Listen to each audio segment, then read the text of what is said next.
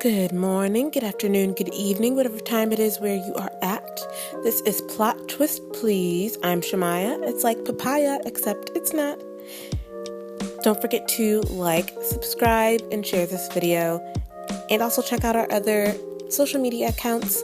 And don't forget to donate to Harriet's Daughters here in Chicago and check out the links below. Thanks. Hi, everyone. Hello, hello. So good to see you all. I'm so glad that you're here. And thank you again for joining me on this episode. I'm really excited to hear what you have to say. So the first question that I have for the panel is, how have you experienced racism on a personal level in education? I'll go first. It's been quite some time since I was in high school, but I remember I had my heart set on going to Boston University. My parents will tell you that it's because I liked the group New Kids on the Block, and they're from the Boston area, and that's what they'll say, but that's not the truth of it. But I remember saying, this is where I want to go, and I went to my high school counselor at the time and was having this conversation with her about where I wanted to go, and she was like, honey, I don't know if you can, and she kept using words like that, honey and sweetie, and it was clear that she'd never looked at my grades, but she just kind of, and we didn't have a relationship, but she just kind of looked at me and made an assumption about what I could and could not do. Went on to actually go to Boston University, getting in and going in there, and then coming back and teaching at the same high school, where she was now the colleague. And it took everything in me to resist that urge to be like, I told you, look at me, I'm that person that you didn't think could, and I did. So that's one clear example that definitely stands out years later. Thank you for that. Does anyone else have something they want to share? So I resonate a lot with what you say, Tamara.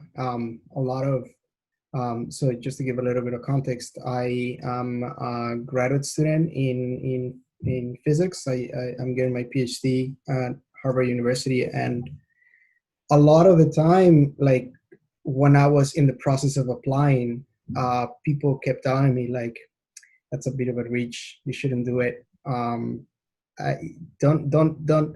aim too high, because then if you don't get there, the fall is gonna hurt you.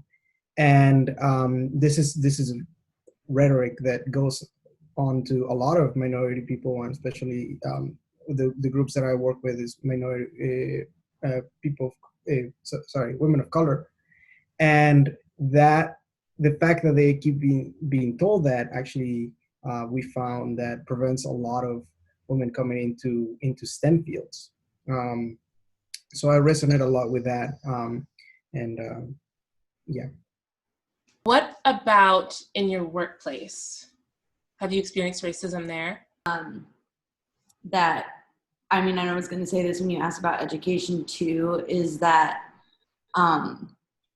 there were maybe moments where there was a really heightened or just like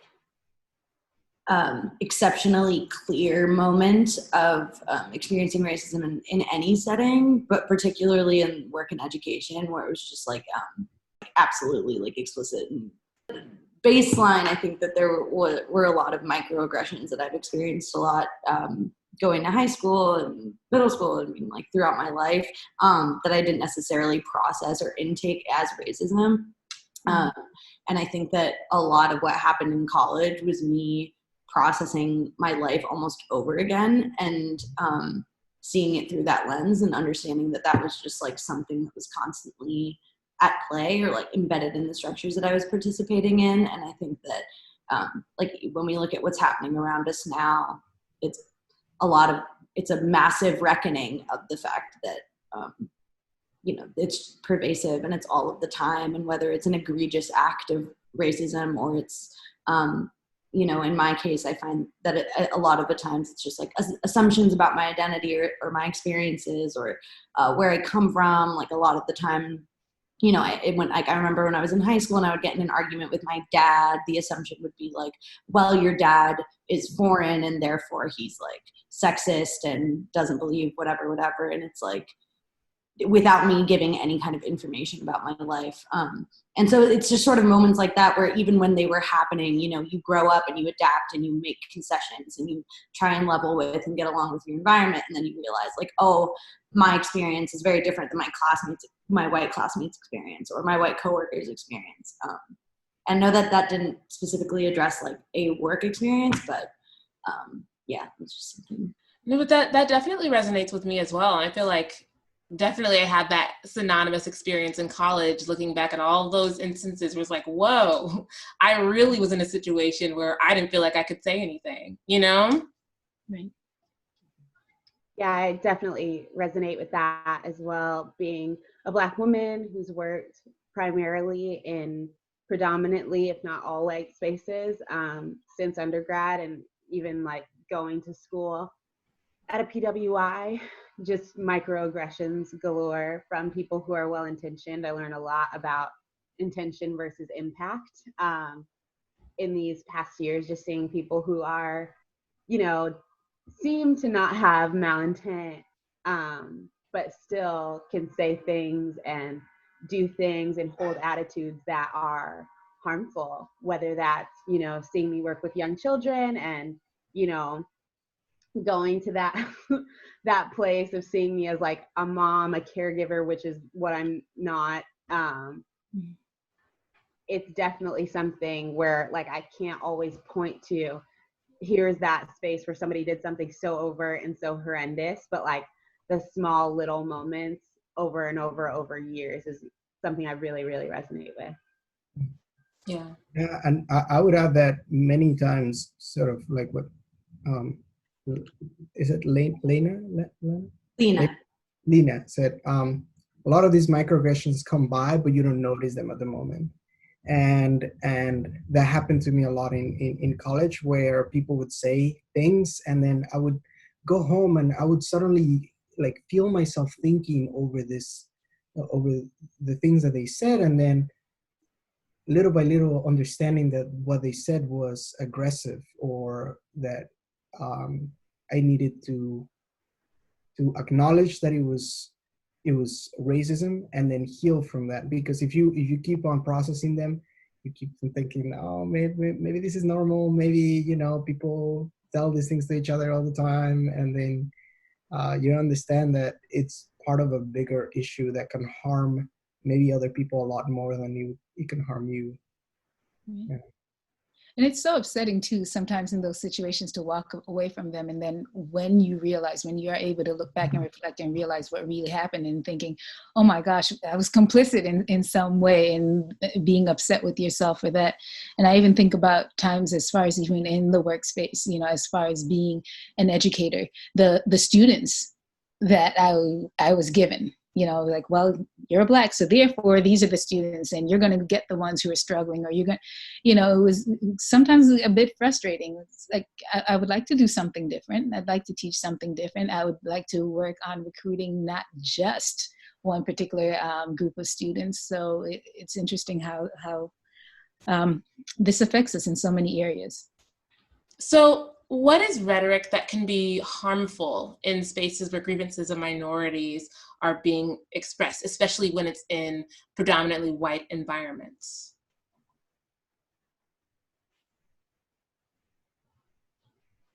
I think that particularly, I can only speak from my experiences in working in primarily religious spaces, as well as them being predominantly white. And I think that a lot of times that language, while it's meant to be positive, can be, you know, they love you, you know, they didn't mean it that way. Those sort of excusing things and leaning into our relationships with one another, or our relationships with God, like, you know, their heart and that kind of thing. And it's like, yes, I do, but this specific action is what I'm upset with, is what needs to be dealt with in this moment. And so that particular language is something I've run into quite a bit, and I find it really harmful and not great. Mm. So can I kind of ask a follow-up question to that? Sure. So how would you explain that to someone who is, like you said, well-meaning and is using rhetoric that is actually harmful or more exasperating of the situation? This is an area I definitely want to grow because I'm great at just checking out and just being like, okay, well, this friendship's not going anywhere. This is not a good habit. And I try really hard to be willing to be simplistic, even though it's frustrating to me, because to me, these things feel very obvious. Like, you would never say that if somebody's family was struggling with something else. You would never say this to, I don't know, thinking about a phrase like Black Lives Matter that people still somehow are getting snagged on 5-6 years into the movement. You would never say this to somebody whose family member was dealing with a specific kind of cancer. Like, asking myself to be willing to be that simplistic even when it's frustrating. Now, I don't force myself to do that when it's damaging to my own emotional health. If I'm not in a place to do it, I'm just not going to. But in times when I want to commit and want to see a friendship survive or want to see it heal, I have to be willing to do those building blocks and acknowledge no one may have told them this before. It feels frustrating to me and feels like you should know this, but if no one's ever told them and they've never had to be challenged, this is where we end up. Mm-hmm. Yeah, and I'm glad that you acknowledge that that isn't your job, because it isn't our job to be even doing this, But I think that the more people recognize that, like, us doing this is a gift to you. Like, we don't have to kind of like shield the public opinion of you. You know what I mean? So yeah. Thank you for addressing that. Other thoughts? I have a thought. Well, I think that the one type of language that is very problematic is any type of language that perpetuates stereotypes towards people of color and having to do with their ability to cope with situations. Like, particularly, I speak from the point of view of an immigrant, that there's a lot of times that in my field, there's a lot of professors and a lot of students are actually from other countries. And we the other day, I got told this by a supervisor, and they told me, well, these times are hard, but we've experienced hard times before. So, we know what to do. We know how to cope with this. And I find that rhetoric very problematic because it keeps perpetuating the idea that as the immigrant, you just gotta work and you're here for that, and you are here to pursue this American dream, and that's all that matters. But then the people who are back in our countries look up to us for an example of, like, trying to see what's going on, how do we feel, and if we keep being desensitized to the issues that trouble us here, we're not giving them the full picture, and we're not giving them a good example. It also prevents the growth of effective mental health in our workplace and in universities particularly, because we're supposed to be resilient. We're supposed to, like, always cope with all these things, and it's just not true. And so having that conversation of, like, trying to make people understand that immigrants struggle a lot mentally, not just economically and not just socially, is very important. Mm-hmm. Yeah, there's a play, the Colored Museum, and there's a scene where two characters are kind of at odds with each other, and as the scene goes on, you realize it's two black males, and you realize that one is a younger version of the other, of him, a younger version of himself, and he's kind of trying to hold on to the culture, and the older one is, like, throwing away things, throwing away his Jackson 5 records, he's throwing away this, he's throwing away his Afro pick, whatever it is, and they're really struggling. And then the older version says, being black is too emotionally taxing, is what he says, and he's like, therefore I will only choose to be black on weekends and holidays. Mm-hmm. And it's crazy that it's like, and you're talking about mental health, that really that is kind of an example of that struggle that we are going through. And it's like the fact that we have to operate in both spaces on a regular basis, it is draining. It is absolutely draining. Yeah, I was looking for an infographic and I gave up trying to find it, but there was something floating around Instagram that was kind of like delineating racial gaslighting, which is what I thought about when you, and when Rodrigo was talking as well, because I think that on some level, like you can certainly, and my dad is an immigrant from, both of my parents immigrated from Egypt. And talking to him about racism is fascinating because he knows it's there, and his coping mechanism is to not give it life by naming it. And I agree. I think that like you have to, I think that, you know, you can go on and live a long life of internalizing it or navigating it or kind of like trying to not acknowledge something that you can't change. And I understand that there's some degree of pain in that, but I found that the more explicit I get about naming the things that are happening, the better I feel because I'm able to talk about it. But that does also come with, a certain degree of like policing of language and tone and how that makes other people feel. I think right now we're living in a moment where people are very eager to learn. And so if you start to talk about your experience, I think people will be more ready to listen. But I think it's very common for people when you express that you're having a certain experience, and then you're also expressing that from the perspective of someone who probably feels less liberty to speak up in these spaces and feels less liberty to take up space with your experience in general, you're likely to be met with, like somebody said earlier, people's intentions. I think it was Kayla, where people have good intentions and they want to be received for their intentions. And so they're like, it's not real. And that might, and I think that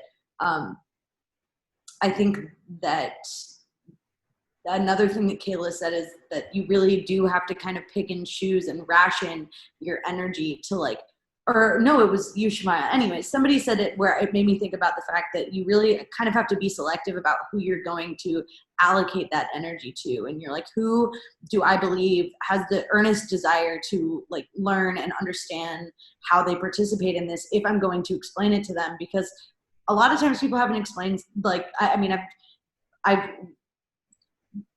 there's a lot that we don't get explained to us, you know, that just like is known. And I think that from like, and that ranges from being an immigrant to being Black, to being a child of an immigrant, to being a Black woman, to being a queer Black woman, you know what I mean? Like those are all different experiences where you just like, the more layers of identity that you have, the more you're just going to understand without someone telling you. And I think that the process of like being able to explain certain experiences to someone who like not only doesn't understand but might even reject that experience is incredibly exhausting, and is like a choice to make sparingly. Is like how much of a toll is it going to take on me to try and have my lived experience be like acknowledged and accepted, which is just like a basic thing that everyone should have.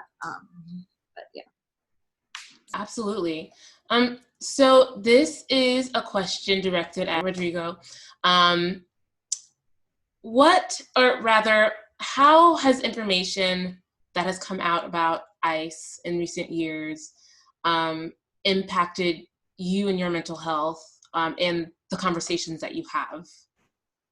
Yeah, so I first of all, I'll like kind of like clarify that I had a student visa for some years when I was in high school and then my first 2 years of college.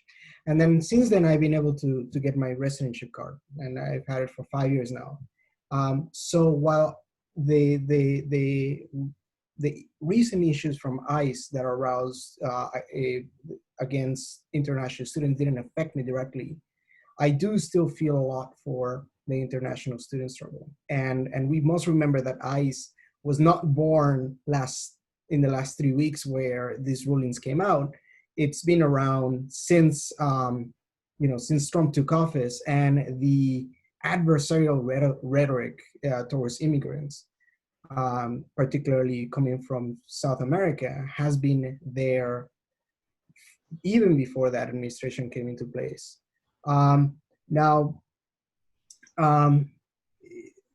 You must remember that ICE also has encased children and banned Muslims, and even treated immigrant caravans as bands or gangs of delinquents instead of the the humanitarian crisis that it is, as to how it has affected my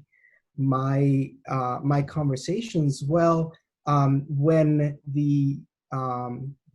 this rhetoric came out from ICE 3 weeks ago, or 2 weeks ago, I started hearing a lot about this from my friends and from people in my university.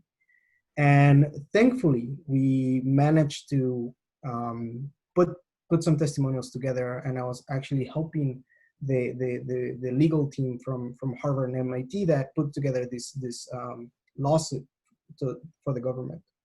And they sued the Trump administration, and a few days later, the order was dissented, which was a great win for immigration rights as it comes from particular international students. However, we must acknowledge the bigger reality here, that this effort to dissent that law was born out of a financial necessity from many, many universities to ensure that the lungs of the university remain in this country in a lawful way. Graduate students are what drives research and what drives education at universities. So them being faced with losing up to 30% of their population made for a really good way for them to step up to the plate, but it's not enough, right? They have not, I can speak only for Harvard, but Harvard has not acknowledged the racism that has aroused from ICE in the last 4 years, and the tremendous adversity towards Chinese students who are now being stopped at customs because saying that you're a scientist is enough for somebody to suspect that you're a spy. And so the conversations around this have really flourished in the last few years, because it's just an example of systemic racism and turning a blind eye for a problem that at first glance doesn't have a lot of effect in academia, but as we've seen now, eventually it will do, and eventually the Trump administration has been clear in wanting to hurt immigrants, no matter how they came into this country, or just to other them in some way for their own benefit. I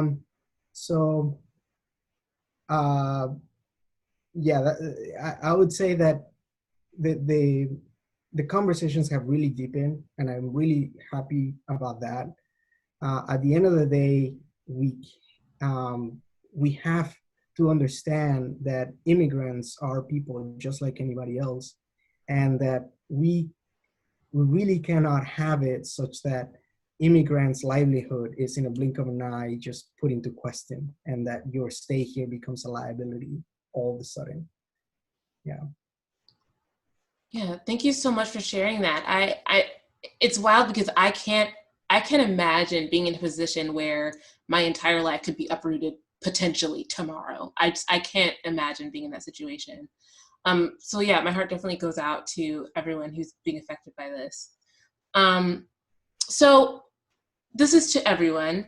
What is the approach to mental health within your culture? Historically, I think it's been suck it up, but I'm glad to see that that's changing, that there's more awareness now. But I think especially for our men, there's definitely, you're being soft, man up, so and just thinking about them not wanting to appear weak, right?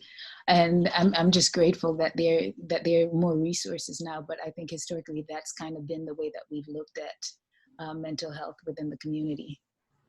I definitely see that in the Black community. I can't speak to, of course I can't speak beyond my own experience. I do believe that there's a culture of silence around mental illness.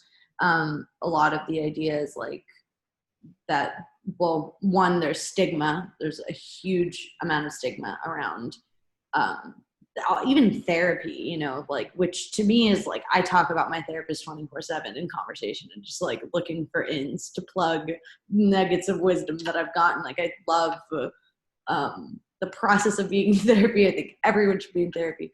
And that's definitely a shift that I have undertaken. And it's something that, like, you know, my family has definitely dealt a lot with mental health issues that have gone unspoken or unacknowledged or swept under the rug. And that is, as a lot of people can understand, is like, that's that only makes things worse to not deal with it. So I think that in general, I don't, obviously this isn't the case for everyone. I'm sure that like every family is different. And I mean, I know for a fact that every family is different. And I'm sure that I know that there are spaces, and I've encountered spaces in the SWANA community where mental health is very much talked about and there are resources available and things like that.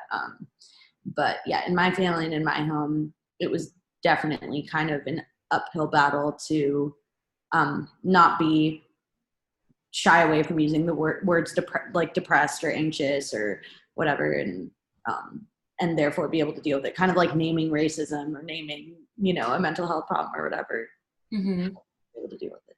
Also, I wanted to say thank you so much for sharing, Rodrigo, earlier. What you said was very well said, and it reminded me of something. This is a total tangent, but it reminded me of something that I had seen where someone had said that with people being kidnapped off the street right now and things happening, that someone had said, immigrants had told you that this was happening. Like, this was already happening. It just wasn't happening to you. And that basically the warning was that people were getting snatched up by ICE and things like that. And everyone kind of like thought that was never going to happen to them and that we were untouchable. And now it's happening to us too.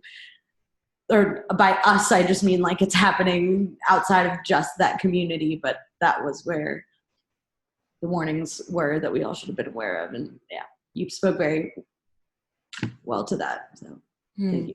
I think that has been a theme this summer, you know, of the injustices that are there all the time. And now because we have the media's attention or you know, we can get backed up by some institution that we wouldn't be otherwise backed up by. Right. That these conversations are taking place even beyond just the simple event of the struggle, right?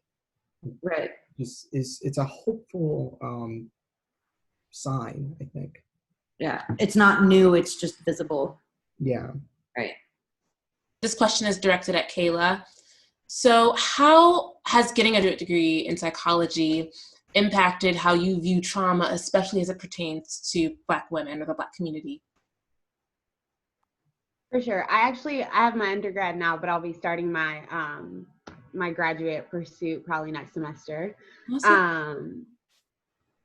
Yes, I definitely see trauma in places now where I want to say like where we're not allowed to see it otherwise, where it's just a strong Black woman doing what she got to do, and we're not allowed to see, oh, this person is in pain and feels that there is no other option than to stand up and keep going as though things are normal, which is a resilience that I think is to be praised, but the situation I think ought not be glorified in the way that it is. So yeah, it's allowed me to see it, to recognize it. And I just think that Black women especially are affected, and like we talked about, how mental health is is perceived in our communities as being weak. I think that affects us in a particular way, because it's like, you know, your mom handled worse, your grandma faced worse, what is wrong with you? And it's that level of gaslighting that goes on oftentimes without anybody even having to say anything. Sometimes it can happen, can be internalized to where we just believe that we don't have room to break down. We don't have room to say, I need help, to say, I need to be seeing a therapist. Because what we've seen as women who are strong, and we glorify that as if it's not trauma when it is. Yeah, I think that's such a good point, because you see, even in biopics about some of our Black heroes, there's this painted picture of, look at how amazing they are. They never reacted. They never showed weakness. That's how amazing they are. And it's like, okay, this person is amazing because they don't show feelings? Like, right. You know? And yeah, and to our knowledge, they didn't. We don't know how much that heartbreak, how much that trauma was affecting them behind closed doors, but they knew where the public could see, where history could see, they knew what they had to do. And that's the issue to me. Yes. Yeah, absolutely. Directed to Tamara. So what is it like raising children in an anti-Black world? If you could sum it up in less than probably a lifetime of explanation. Right. So I think we have to have hard conversations with our children, right? And in I was talking to my brother about this, and he talked about the fact that one of the things for him actually is he started out by naming how he names his children. All of his children, their names have meaning, and granted we did too, but his are kind of like, they're talking about community, they're talking about cooperative economics. Those are the kinds of names that he gave to his children. And, I think about even with us, as far as being in the classroom, as far as Kingsway, our school, we are called the Kingsway Royals. And that was intentional because we wanted to see the children to see themselves as more than what society says they are, we want our children to appreciate not only their humanity, we want them to appreciate their history. So we're teaching them about their status in the world. We're studying history, we're studying culture so that they can affirm who they are. And that's the one sense in the classroom, but then I also have to do that at home, and making sure that we are teaching things more than slavery, because we don't want, that's not where our history started. And we want our children to and not feel as though that they're victims. And so we have to be intentional in the way that we do things. I remember we actually had a theme at school where we were superheroes. Every year we have a theme, and that one year the theme was about superheroes, and even asking the children to talk about what superheroes do they see that look like them. And Black Panther was coming out that year, and that's the reason why we chose that theme. And that's like the one that they could remember. They like Black Panther. Some might have mentioned Storm, but really they didn't know too many. And so we had to even go in and talk about even that. Maya Angelou, for example, is, we can see her as a superhero. The fact that she used her words and trying to be able to kind of look at the world a little bit differently. You got to think about the way that whiteness is viewed, or white supremacy is not a uniquely American thing. It's not just restricted to the US, but if you look across the world, and there's in Japan, in India, I'm from Jamaica. In Jamaica, we've got people who are lightening their skin. There's a lot of skin lighteners out there right now. So teaching you to love and respect who you are, teaching them about things like the dictionary, right? So if you look at, in the dictionary, you look at words, and we actually use this as an example, and use this with our children at Kingsway, where the students, we talked about a speech by Dr. Martin Luther King, and he actually talked about, look in your dictionary, every time you see the word white, it's something pure. When you see the word Black, it's usually something dark, and it's ugly. So trying to change those things when you're talking to the children. You look at the way clothing is made, it fits a certain body type, the images that we see, Band-Aids, it's everywhere, flesh tone Band-Aids, and okay, who's that flesh tone for? And nude stockings, so trying to change things, and even talking to the children about representation. I know there's a lot, but a big thing is really just showing our children that they have worth, praising them for what they are doing, so that they know that they can, and that they don't feel like they're less than others because this other person does something great. That's what that person does, but look at what you do.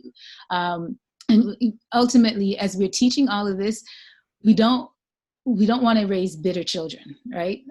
So it's teaching them, and it's so hard because, you know, with the different age levels, it's one thing to have a conversation now with my college age child versus when I did that as a kindergarten. And the conversations that we have to have are just, they're so hard. They're so hard sometimes, and feeling frustrated. I've been in tears sometimes about the fact that I have to have conversations that other families, other communities do not have to have with their children. And that is rough. Like going, you know, I remember the other day having my son, about a month ago, he rode his bicycle, and he's now going to be an incoming freshman.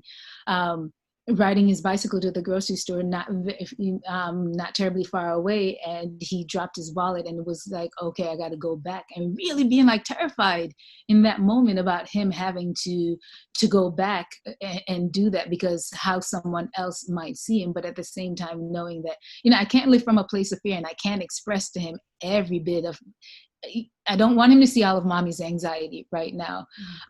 So it's hard, but just most importantly with the children is, you know, teaching them who they are. They're different, but the same, you know, see the humanity in others. We're not just going to categorize one group of people, even if others may want to do that to us. We're going to stay clear of that. It's a lot to process, and it sucks that we don't have the luxury to be unaware. You know, wherever you go, whatever space you're in, you're always aware of who you are. Like, you're aware of your color. And when I'm in that classroom, I'm that one. When I go to the restaurant, I'm that one. When I'm in that setting, I'm that one. And it's a lot to process. And I'm hoping that I'm answering your question. And I'm kind of going around in a bunch of different things, but it's not easy.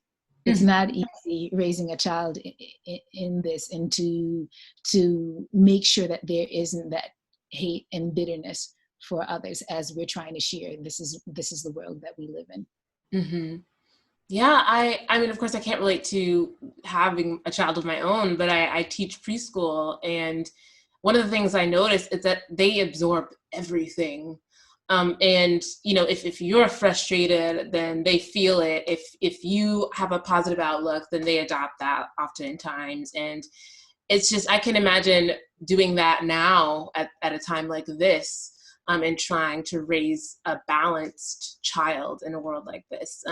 This question is going to be directed at Lena. So what has it been like within your community dealing with things that are happening right now with, you know, with COVID and all the things that are kind of circulating in the atmosphere? Well, my community now is Chicago, so that's what I'm most in tune with. The term Middle East is very Eurocentric, and so I think that people are starting to move away from that and call it Southwest Asia and North Africa, to be more geographically specific. So at the same time, like, Middle East is a term that is understood by the people who live there, and so that's something that, like, I don't think it's like problematic to say Middle East. But I would say that North Africa is, I mean, that Egypt is North Africa, and generally referred to as specifically North Africa. Egypt got hit pretty hard, and as we know, like, different countries have different levels of access to resources and ability to recuperate from these things. And obviously the economy in Egypt is very different, so things like that are impacted. You know, it doesn't look the same as it does here. But I'm more aware of the impacts that it has had in Chicago just from paying so much attention to what's happening here. This is for everyone. Do you think that your parents went about mental health in the same way you did or currently do? And what are the differences, do you think? It's a yes and no answer for me. So I immigrated here with my parents when I was 16, and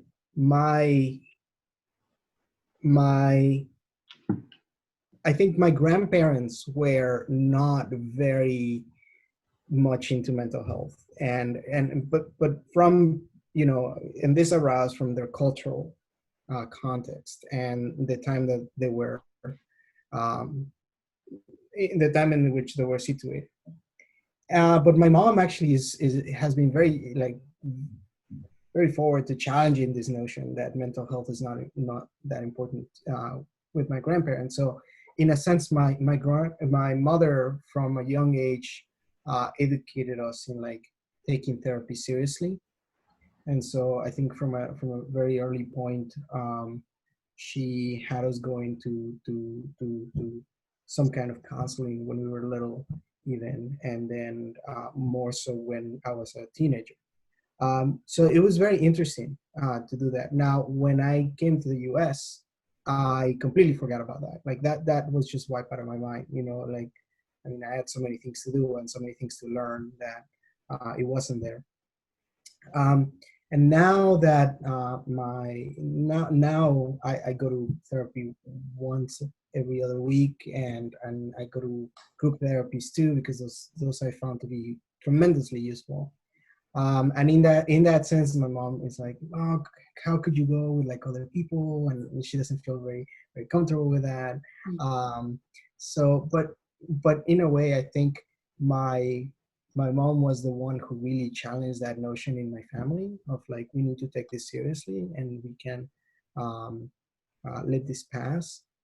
Especially after several members of my family went through being diagnosed with addiction to, I think, alcoholism, and that we started to notice that there were certain patterns that in the family were not okay, that there was certain level of neurosis that we needed to somehow address and stop turning a blind eye to.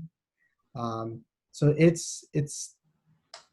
but you know, for my dad, no, he does not he does not talk about mental health or anything like that, and slowly has turned from just go to church and like talk to God or talk to the church community, which is very important, to also you should like go and receive healthcare advice from a professional. I feel like I'm in that place now where it's like, look, can I go and talk to someone? I can't say that there's necessarily something that I can identify, but, and, sexually abused when I was a child, and, you know, moving on and being like, okay, I've forgiven. That's the church part, right? But then you kind of think now, like in the back of your head, like, okay, what is there that I haven't necessarily dealt with and addressed, and wanting to actually kind of go to, and so I'm grateful for this, because now I'm really thinking about it, like, really, Tamara, you should go and speak with someone. And I think that's something that and especially in circumstances like what happened with me, that's something that's definitely like a hush hush. We're not going to even talk about that. So and it would have been, you know, in the past, like your private shame, but now it's, I feel like it's something worth talking about and going further. Things that we're dealing with today, or things came before us, they didn't have a name. Like they didn't necessarily have a name for some of the things that we now clearly are like, okay, here's what it is, and here's medication for that, or treatment for that. So that's something to even think about in thinking about those who are before us. Yeah, absolutely. And thank you so much for sharing. What role do we think religion plays within our ethnic community when it comes to mental wellness? And I know we touched on this here and there, but I'm wondering if anyone has anything specific to add. Actually, like a couple of days ago, I was talking to my grandfather about this. And I was telling him that, like, right now I have a mental struggle related to COVID-19 and the fact that like the virus has been somewhat or somehow politicized. And now the way back to normal like seems very, very far away, and it seems to be getting even farther away every day. And frankly, his response was like for a shock. He told me, just have faith. And I gotta tell you, like in times like this, I don't have a lot of faith to hold on to, especially right now. And I asked him what he meant, and he went on, and upon reflection, kind of, I realized that for us, as I can speak for the Mexican community, is that how religion came about was an amalgamation of the pre-Hispanic culture and the Spanish cultures. And in this sense, I think I've realized that like religion is not a way to diverge guilt or anxiety, but a well from which to derive strength. And so faith is fueled by hope, right? And hope and hope that this event will derive some truths and will derive some meaning. And he actually shared with me a quote from the book of the Colossians by St. Paul, or the letter to the Colossians, and I can read it to you if you want to. Oh, sure, if you want, yeah. Yeah, so I wrote it down. It says like, now I rejoice in what I am suffering for you, and I will fill up my flesh. I will fill in my flesh what is still lacking in regard to Christ's affliction for the sake of his body, which is the church. And so what really got me thinking about this quote is that St. Paul is addressing the fact that he is suffering. He is joining in the suffering of others. And I think that this was very, very important, because as we are in our houses, or we are in isolation, or we are quarantining, it is important to be solidarious with the sufferings of others, because other people do struggle every day. And now that we can at least experience that, and that we are unfazed by many distractions that the world presents to us, I think it's very important to come into questioning and to really acknowledge that, at least in my experience, I've acknowledged that like I don't suffer as much as other people. So this suffering, in a way, is what harms a lot of, in my case, a lot of immigrants in every day. Thankfully, I have my residentship, but people who are in visas, they face this all the time. And so in actuality, he went on to say something else. And Paul said in that same letter, I will let her rejoice also in the happiness that will come about from this event. I'm just paraphrasing that. And I think that that's very, very interesting, that like we should take the suffering of others as our own. So when it comes down to why should we say Black Lives Matter? Why should we refuse ICE? Why should we refuse Trumpism? Is because the struggle of other people will inevitably harm everybody. You know, racism affects Black, brown, and white communities. It may take longer to affect some of them, or it may be an indirect effect, but it nonetheless is harmful and is violent. So just going back to that conversation with my grandfather, I think he hit it spot on, even though he like wasn't meaning to, or maybe he's just so wise I didn't understand it at first. But yeah, I think thinking like this, being hopeful, having faith, and being solidarious really keeps me afloat. Yeah, I was going to say that I grew up Muslim, and my dad, my parents would invoke like just God, or like the idea, if I were scared to go downstairs by myself in the dark, he would say God is bigger than that. Or they would say things along the lines of, you know, when you're struggling, it's God trying to bring you closer to him. And the older I got, the more jaded I got about that, because I started to ask questions where that answer wasn't adequate. And I was like, I need to like really think about this and really anchor it in the world that's going on right now, and my actual frustrations. And then increasingly, the more I started to think about the world, the more those answers became comforting to me again.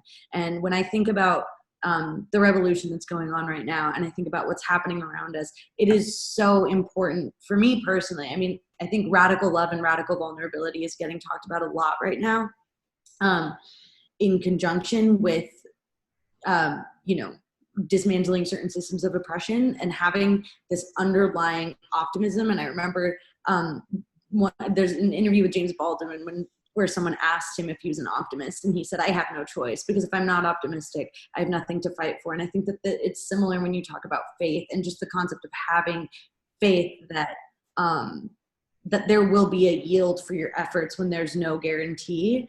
And I know that that can sound very simplistic and diminutive, but I think that there's so many principles in the faith that I grew up with, and in the religion, because I grew up Muslim, but I went to a Catholic school and I was around a lot of Jewish families and stuff. And so I think that there are general principles just around, and there are general principles around everything that can really be a fuel for living life and for changing the world. And I think that what Rodrigo said about solidarity is so true. And I think ignoring the fact that our struggles are tied is what has brought us here now, and what has brought us to a point where now everyone is experiencing the brutality that everyone has always said existed, but we didn't give it space and we didn't take it seriously. And now we're experiencing it on a much more like broader scale. And it's almost like that's what it took for it to come to people's awareness and for people to be like, this is real. Like now I'm seeing it. Now my friends are getting brutalized by the police. And now and similar with COVID, like we don't take it seriously. We don't wear a mask, and someone we know gets COVID. And then suddenly it's like, oh my gosh, it's a pandemic, And I think that anchoring in that solidarity is really important. And another thing that I was thinking about, and this is the last thing, was how generally, like, we talk about people who come and they like different prophets or whatever it would be called in different religions, but who come and they deliver a message, and people either listen to them or they crucify them. And I just, this is totally just me, like in my imagination and things like that. But I was just like, dang, that's kind of been the case with liberation, like over and over and over again. As people try and liberate people, they get ignored, they get crucified, they get assassinated. I think that I keep connecting everything to the movement right now, because I think it's so powerful and so important, and it affects our mental health, it affects our faith, it affects our understanding of like what's going on, especially the fact that it's happening during the pandemic. And I think that the fact that this is so widespread, and that we don't have a one MLK or one Malcolm X that you can just behead the whole movement, but that it's so many people and it's so massive. It feels spiritual almost. And the fact that it's so anchored in love and in inclusivity and in, making sure that everyone has what they need. It does remind me of a lot of the tenets of religion and faith that I grew up in. I've loved everything you guys have shared. I think our religious lives, especially where mental health is concerned, can be a double-edged sword. It can be used to gaslight, to tell you that everything's going to be fine, so don't address it. It can be used that way, but it can also be used in these really positive ways we're bringing up, to comfort and to challenge us and to move us to action. It's meant to be both. Rodrigo, I love that you read from Colossians. That's one of my favorite books of scripture, because it does both. Like it spends a long time just telling you who God is, and then goes into, and now because of this is who we are. This is what we do for one another. And it's meant to be both. At its best, our religious practice, whatever it looks like, is meant to draw us into comfort in our pains, but also challenge us to move in these moments when we need to move. That's wonderful. Those are such great comments. I think that there's something that my therapist told me a long time ago.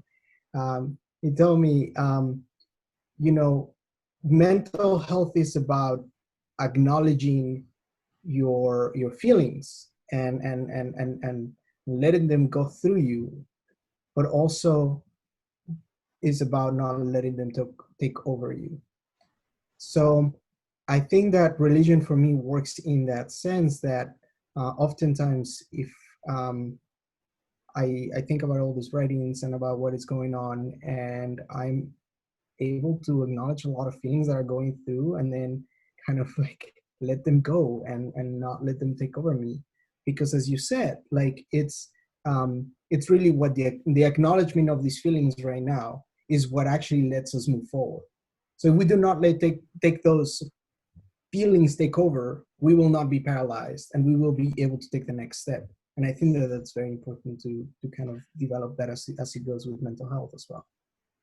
Yeah, one thing I wanted to add to what Kayla said was that when you said it's supposed to inspire us to action, and I feel like that transition from when I started to feel like my concerns were being dismissed by this really broad answer what helped combat that and what helped me come back to that was anchoring it in the real world and being in the real world and seeing what was happening, and then having these principles applying them as a framework rather than as a whole like universe that I was existing in that was separate from the people and the community that I could actually impact and affect, and like not having those things be separate. And yeah, Rodrigo, to your point of just like, I've heard that too, that feelings are some like just a tunnel that you have to go through. Like you have to just be in them, and even if it feels like there's not another end to the tunnel, like there is, and you need to proceed.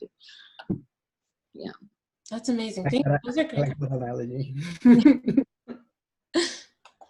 So, what are your thoughts on the criminalization of BIPOC as it pertains to mental health? So my brother struggled with his mental health. He passed away 4 years ago yesterday.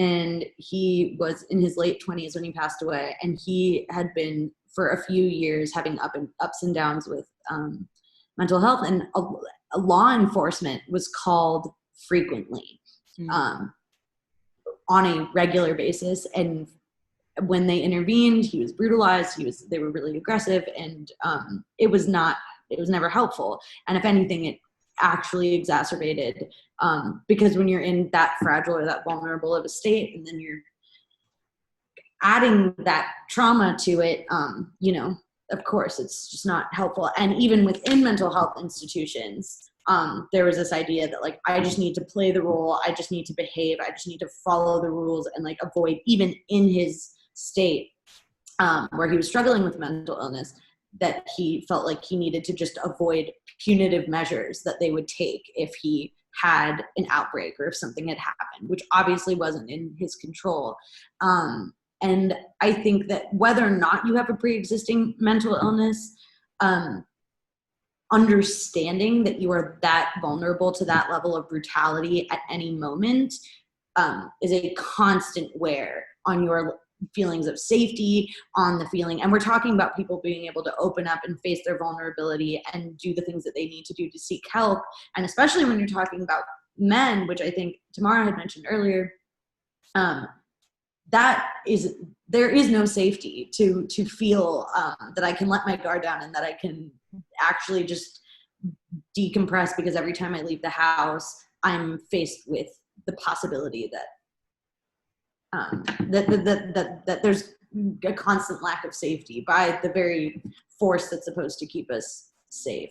And I think that, yeah, I mean, this applies to everyone. It's not just men who are getting brutalized by the police, but we definitely see that a lot as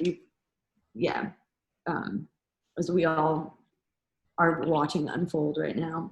But I definitely think that in regards to mental health and mental awareness, there's like a lot of heavy policing and a lot of brute force that is used, and a general lack of, restorative measures that are taken. I appreciate that you shared about your brother's experiences, because I think that's one of the things that I think about sometimes is that I'm not to blame the person, but the person in power in situations like these, because I feel, the police, they don't have the necessary training to deal with people with mental health issues, and they just don't have. It's frustrating because I see it not only in when we look at policing, but even within the classroom, right? You think back to your earlier days, and it's, what teachers say, and like, oh, this child is so disrespectful. This child is this, he's that, and it's kind of like, they don't follow the rules. We need to suspend them. And you talked about being punitive, right? And so it's look deeper. It's a case by case situation. There's got to be empathy. So I feel like we're so focused, our system is so focused on power, on having power over people and possessing, and you can't blame the person having the episode. You got to blame the person responding in a lot of these situations that we're experiencing now. Yeah, absolutely. So this is a question that's directed toward Kayla and Tamara, because you are both educators. And I don't know what specific demographics you work with, but from your experience, what factors do you see playing a part in the mental health struggles of youth, and specifically students? I found, especially in this position that I've been in, obviously not all of my kids are rich and privileged in that way, in a class kind of way. But being that the majority of my students right now are white, I'm able to see it almost from the opposite vantage point. Able to see the amount of patience they receive when they do, just like you were talking about, the amount of patience and chances they receive when they act up. Not just with me, because I try to call it extremely fair. But just in stories I hear from all day at school, how they've acted up all day and haven't gotten in trouble. I know that that was not the case for me when I was growing up. And I can see that, or I can see the way adults in their lives recognize when they're exhibiting anxious behavior rather than disruptive specifically. Notice, like, you know, if parents talk with me when we're going on a trip or what have you, like, hey, I think she's struggling with some anxiety. Would you be willing to check on her in this? And in that, just so much understanding and so much room to be children in that way. And it's, on the one hand, it's nice to see because every child deserves that. But on the other hand, it does sting to know that, like, I didn't have that as a kid coming up in a white school. I didn't have that room to be a kid and make those kinds of mistakes and act up when I wasn't feeling good inside of myself. I didn't have that. And, you know, students like me today don't have that. So I see it, but from the other side. Mm. And then you think about what these children are facing, right? Because they are dealing with the trauma that comes from being a part of a historically oppressed group, and the violence that some of the children see in their communities. They don't have a stable home life. Almost everything, honestly, that we can think of negative is affecting some of the children who are walking in our classroom.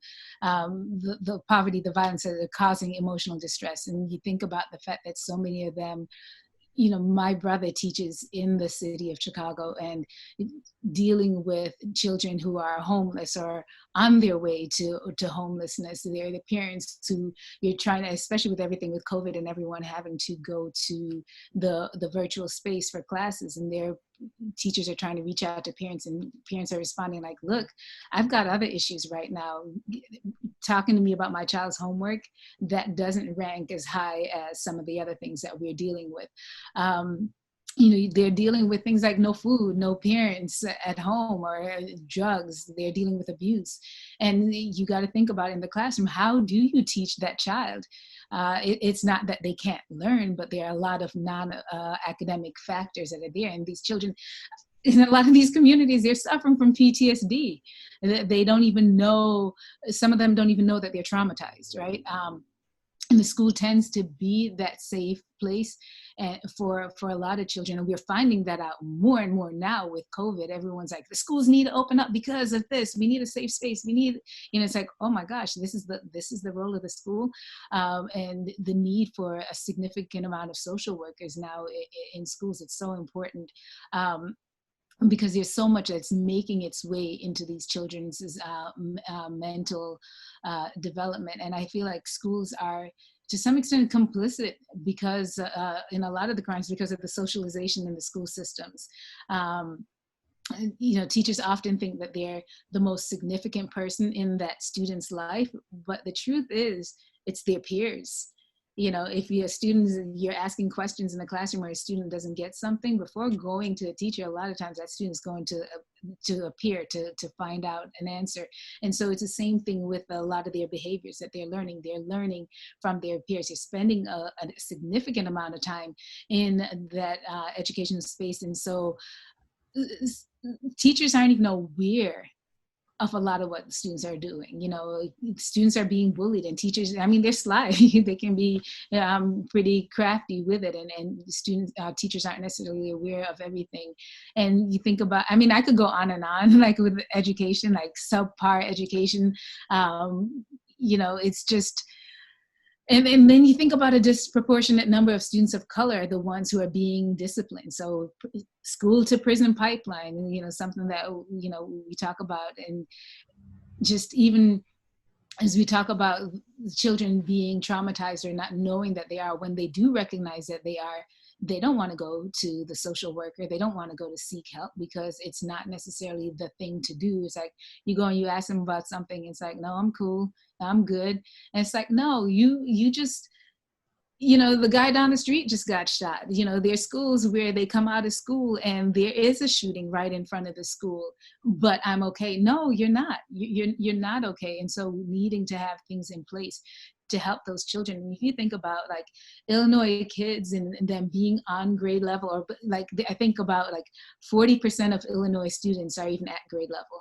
That's something. They're learning, but it's the behaviors that they're learning and not the academic things that we're trying to put forth. And then you think about boys being disengaged in education. Most teachers are women. I mean, there's just so much that can be discussed when it comes to schools. And I think in the educational system, and I just think that there needs to be we need to not be in the educational system. We need to not be compliant. And that's really what, and honestly, that's what we're teaching children, is a lot of compliance. You know, can you follow the instructions? Can you take this test, and so on? And we're not teaching them to be free thinkers. So there's, again, I could go on, and you think about the people that we have in the classroom. A big movement right now, we're talking about all the Karens in the community, but the truth is we've got a lot of Karens in the classroom. And these are the people who are teaching our children. And so, yeah, we have problems, yes, but true education, I feel like, would not lead to some of the issues that we are having right now in our community. There's a need for social emotional learning.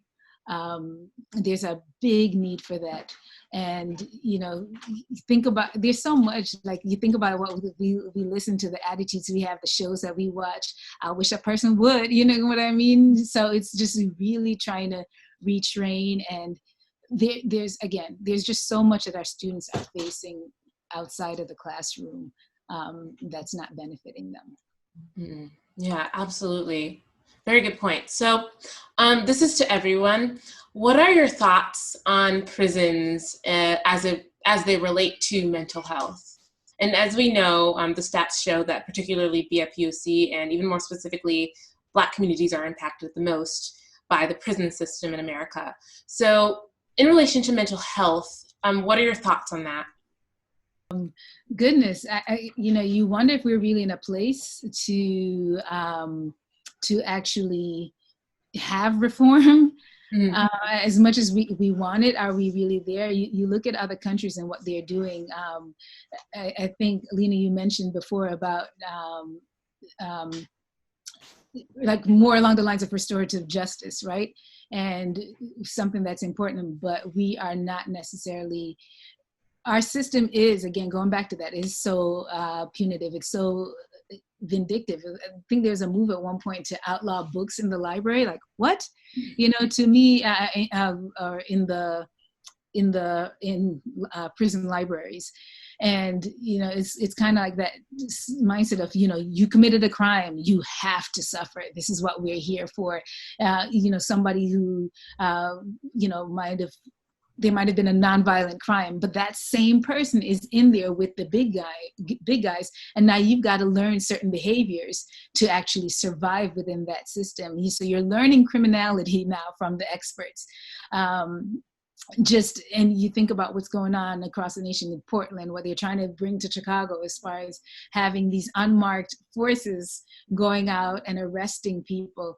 It's, lock people up is America's solution, and it's not working. But at the same time, I don't see is America really ready to do that?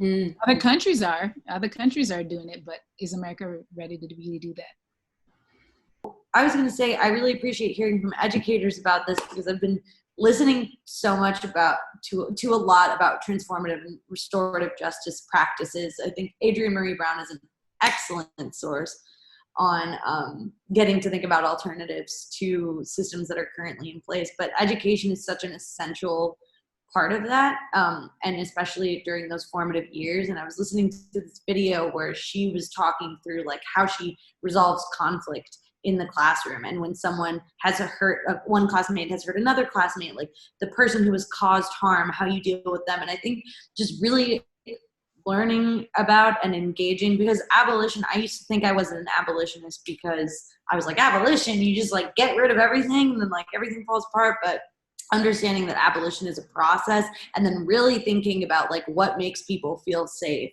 And the answer is not the police. Like no matter what the harm is caused, whether it's like physical or emotional or whatever is going on, whether it's domestic abuse or sexual abuse or anything, when the cops get involved, generally the trauma is greater, the harm is greater, the overall harm, and generally people aren't resolved. And like when you think about throwing people into prison when they've done something wrong, generally those people come out worse, that is generally the way that things go, and that there are no restorative measures in place to make sure that that process for people is one where they, we're talking about discarding people rather than actually trying to get to the root of the problem and understand why did this person cause harm, and has someone caused harm to them, and how do we resolve that and stop the cycle, rather than just using prison and using the criminal justice system as a catch-all for all these other weaknesses and failures that our systems have. And instead of addressing education and addressing homelessness and addressing all of these other issues that cause people to commit crimes, either to survive or whatever it is, we just put them all in jail, and then people don't get better, and we don't see our society get better. And I think that thinking about abolition as a process of, defunding the police, like gradually moving resources away from the police, away from the prison industrial complex, and into education and into all of these other systems, and then just continuing to imagine and work towards a future where police are no longer necessary. I think that having that as our North Star is likely to bring up questions that are ultimately bring up questions that make us seek answers that are ultimately going to be better for our world and better for our society. If we're asking questions in the interest of being like, how do we make these punitive measures no longer necessary, and what do we need in order to get to that future, I believe that we're going to be constantly moving in an upward trajectory. Okay, so what are the things that this country needs to heal from? So much. Goodness, you look at where we are right now, and the fact that we can say so much in relation to COVID, but what is our focus right now? It's like we're prioritizing money and profit over lives. The rush is to open up the economy, not worried about, it's like lives are just kind of, whatever, a few may die, this percentage may die, but it's healing from cognitive dissonance, right? And so what you think and what you do, there is definitely a disconnect. And so we need to connect the two. So we have the language technically, right? As far as you think about the Constitution, here's what we're supposed to do, and here's what we were founded on, but we're not actually doing it. There's no actual action. And so we say we believe all men are created equal, but we're not acting according to that. And so I think that there's that bit that's there, but I also feel like we need to heal from, and I know this is going to sound really basic, but selfishness, right? I won't wear a mask because of my rights, my freedoms. I think back to the history of this country. I want your land, so we'll kill you. We're going to take your culture. We're going to, so it's like there's this overvaluing of self and belittling others in the process, and denying people their humanity. And I think that's a big thing that we need to, this country needs to heal. Oppression of other people, genocide, oh, America. Yeah. Yeah. Tell you something that we need to heal from the point of view of the education system. And I think that this nation, and more broadly all of the education paradigm right now, needs to heal from what is white empiricism.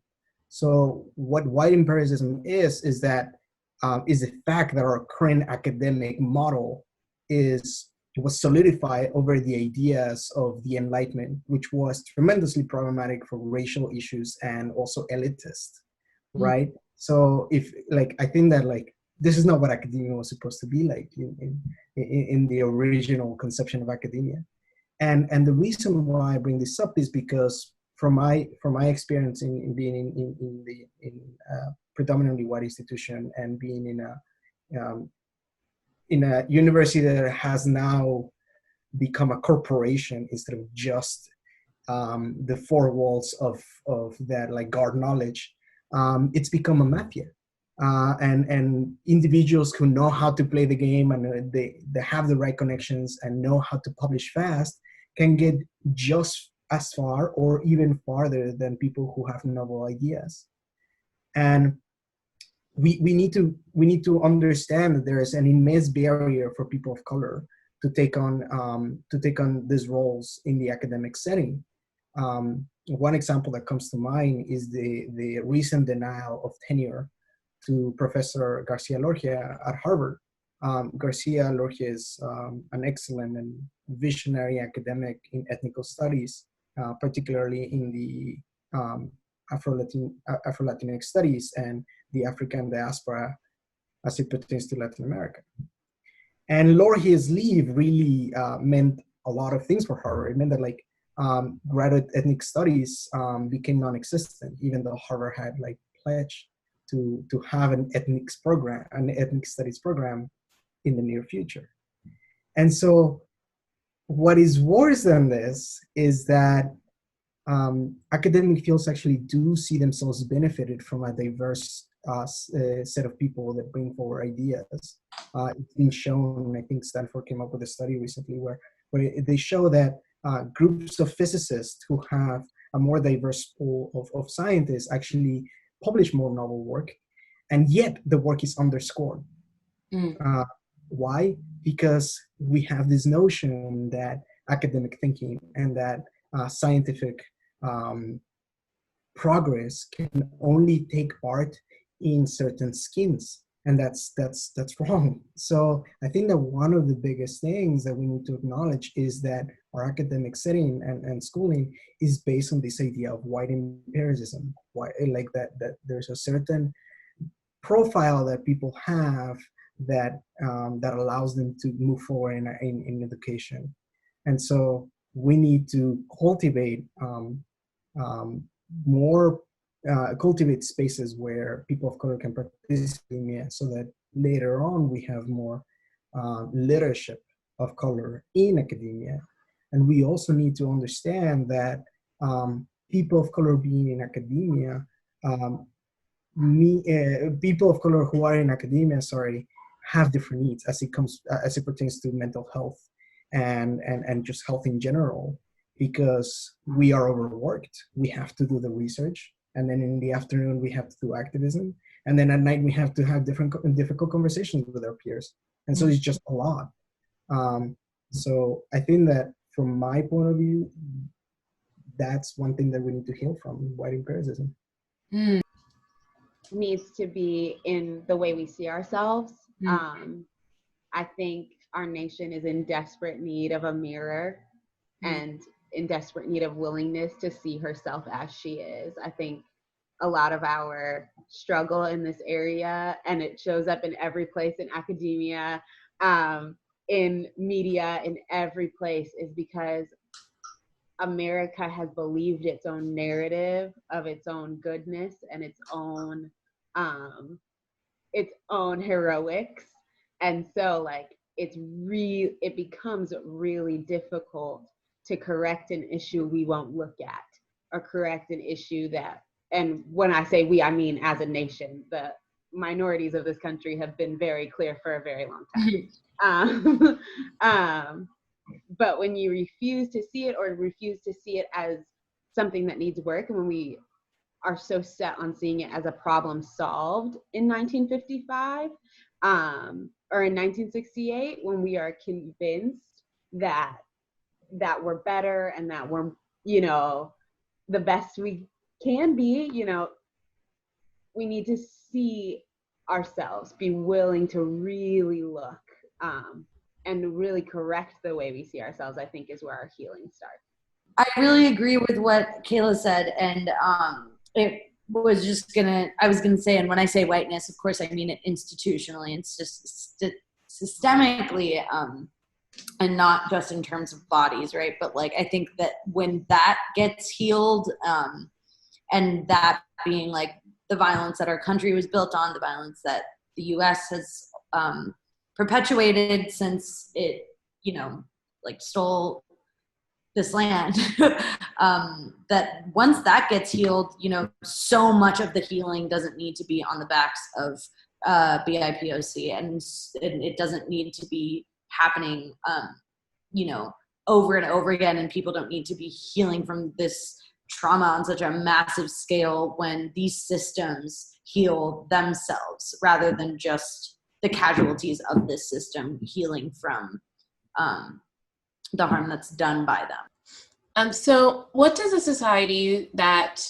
inhabits people who are mentally well and emotionally healed look like? I feel like there'd be maybe more than what it looks like, what it would feel like, freedom. You know, not having to prioritize needs. Do I pay the grocery bills, or do I pay the light bill? You know, freedom to communicate. You know, think about people who don't necessarily have that freedom to communicate with parents, for example. And people treating each other, I guess maybe this is more with the look, treating each other as you would your family, as family members. So being mindful of others. You think about as something as simple as not throwing garbage out on the street shows that you care for your community, you care for others, you're wearing your mask.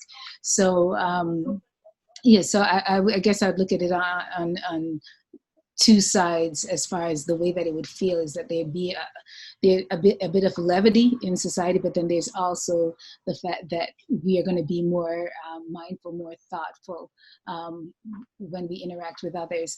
You know, it's not a reactive space, but we're living with intention, with consideration of the next person. We've thought through what we're dealing with right now. We've made the best decision. So deliberate empathy. So no longer that eye for an eye kind of mentality. So, and this is the last question. What are some programs or nonprofits that you've seen, that you've been involved with, that are contributing positively to this goal? In Chicago, I mean, there's so many good orgs, and those are the only ones that I can speak to, and even then I really can't speak to all of them, but I know Brave Space Alliance does incredible things, Asada's Daughters, and I mean, then they all serve different functions as well. My Block, My Hood, My City, there are like a lot of organizations that are just like even in that circuit that you can go to, and I feel like from there build your own network based on where you feel like your issues are, that you want, the things that you want to address and what you want to invest in. Thank you. Rodrigo, you told me you work with a nonprofit that helps women of color in STEM. Could you talk a little bit more about that? In what is called the Women of Color Project, which you can find at thewocproject.org. and we are an organization that aims to address the issues that women of color face in getting into graduate school and having a successful life in academia. Again, as you guys pointed out, is that often women are told, like, you shouldn't do this, you shouldn't like shoot this high, et cetera, and we're trying to kind of mitigate the effect that those aggressions can have in brilliant, very capable women of color. And so in our programming, we have what we do is every year we have a conference in October for women of color who are interested in pursuing graduate school in STEM fields. And right now we're concentrating on STEM fields because the program is young, and we want to make sure that we're addressing the issues in STEM first, and then let's see where we can grow. So what we do is we have a conference in October, and last year we invited 20 women to have a 3-day workshop here at Harvard. This year we're inviting 50 people, and we're opening it to the community as a whole by a Zoom webinars, and everybody can take it.